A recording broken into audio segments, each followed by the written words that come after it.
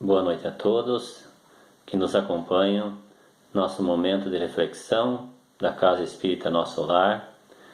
Mais uma vez nos encontramos junto com todos os colegas para refletirmos sobre um tema do Evangelho segundo o Espiritismo. Hoje nós vamos analisar e refletir juntos sobre um tema do capítulo 10 do Evangelho segundo o Espiritismo, lá no item 11, onde nos fala: não julgueis a fim de não serdes julgados. Então, nesse momento, nós convidamos a todos para elevarmos o nosso pensamento a Deus, nosso Pai, a Jesus, nosso Mestre e Guia, e aos nossos irmãos da espiritualidade que nos acompanham em nosso trabalho, para que as energias dessas palavras ditas e os ensinamentos de Jesus possam chegar a todos nós como o alimento da nossa alma. Essa máxima nos faz da indulgência um dever, porque não há ninguém de nós que não tenha necessidade da indulgência para si mesmo. Essa máxima também ela nos ensina que antes de censurarmos uma falta de alguém, nós precisamos verificar se a mesma reprovação que nós estamos fazendo, ela não cabe para nós mesmos. Porque a censura ela tem dois motivos também: reprimir o mal ou desacreditar a pessoa que nós estamos criticando. Quando nós o fazemos para desacreditar a pessoa, isso é maldade, não tem desculpa nenhuma. Mas se for para reprimir o mal, é necessário em certos casos, e também é um dever, porque disso deve resultar também o bem, é claro. Senão nós não reprimiríamos o mal jamais da sociedade. Jamais seria extinto o mal. E a afinidade do mundo espiritual consiste no trabalho com Jesus. Esses são os ensinos que os bons espíritos nos trazem.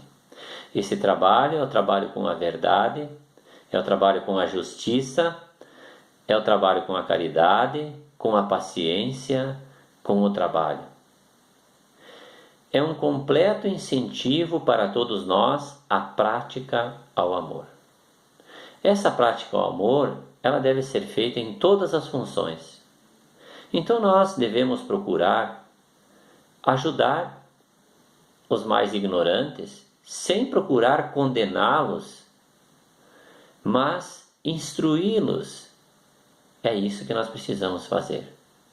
Devemos procurar abrir os olhos dos cegos e não procurar arrancar os seus olhos, porque nós talvez os achamos imprestáveis.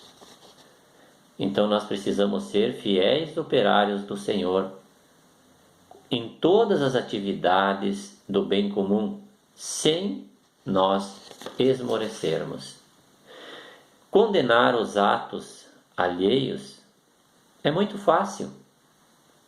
Mas se nós nos colocarmos no lugar do outro, isto é, no lugar do réu, as nossas atitudes mudarão por completo, com certeza. É só nós nos colocarmos no lugar do outro. E esse exercício vai nos fazer muito bem, porque se trata do nosso progresso. Experimentemos fazer isso, nos colocar no lugar do outro. Se existe uma lei que cobra os nossos débitos para com a vida, como nós queremos fazer justiça com as próprias mãos? Deus não nos deu esse direito, porque ainda nós somos devedores uns dos outros, e por nós ainda estarmos longe daquela conquista do verdadeiro amor ensinado por Jesus. Se cada indivíduo responde pelos seus próprios atos, para que serve então o nosso julgamento?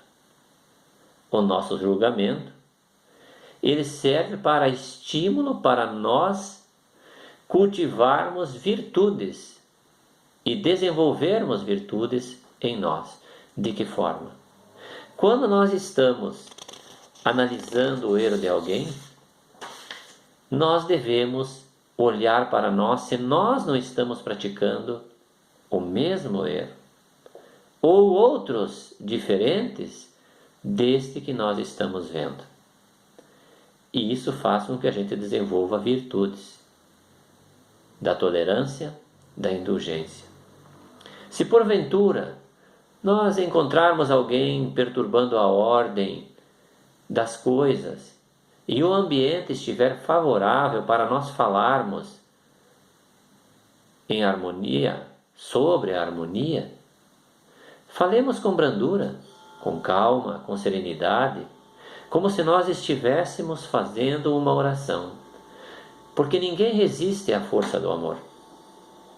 Se talvez nós nos depararmos com os irmãos violentos, aqueles que estão violentando vidas muitas vezes, pela vingança, pelo ódio, e nós não encontrarmos meios de poder detê-los, bem, então usemos a força da prece silenciosa, que nós veremos o resultado imediato.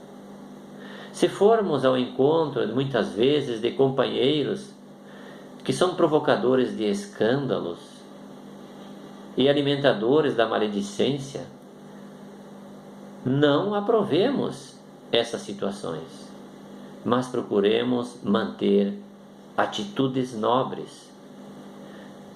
Pendamos para a ordem no estímulo ao respeito dos bens alheios ou dos atos alheios.